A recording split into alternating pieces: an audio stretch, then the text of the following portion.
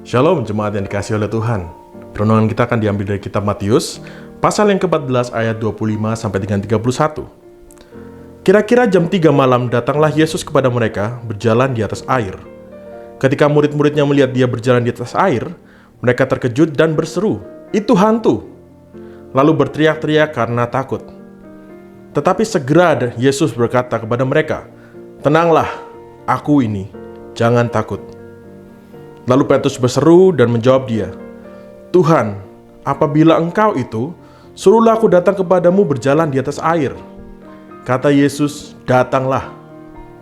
Maka Petrus turun dari perahu dan berjalan di atas air mendapatkan Yesus. Tetapi ketika dirasanya tiupan angin, takutlah ia dan mulai tenggelam, lalu berteriak, "Tuhan, tolonglah aku."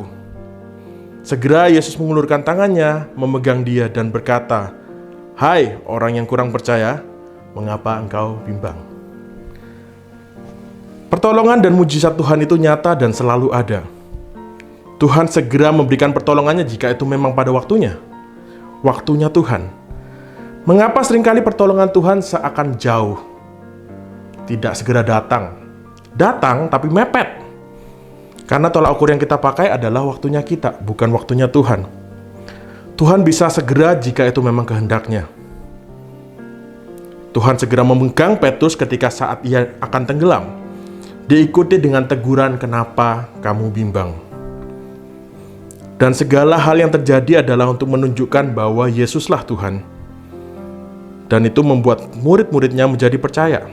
Sehingga di ayat yang terakhir, semua yang berada di perahu berkata, "Sesungguhnya engkau anak Allah." Petrus sudah sempat berjalan di atas air. Ia mendapati Yesus, namun ia goyah dan tenggelam ketika angin mampir menggoyangnya. Mujizat itu ada, tetapi itu bukan bagian kita.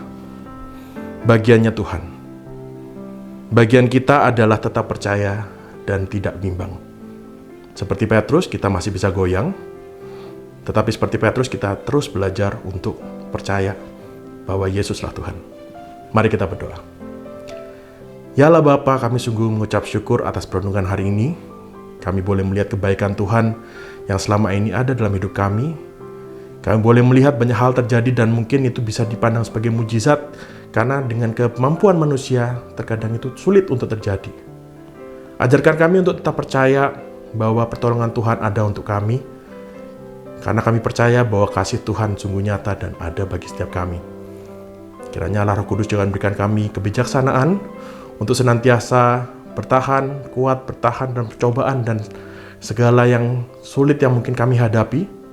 Dan Roh Kudus boleh memberkati kami, memberikan kami hati yang tetap percaya dan setia kepada Tuhan. Di dalam nama Tuhan Yesus Kristus dengan kuat kuasa Roh Kudus, kami berdoa. Amin.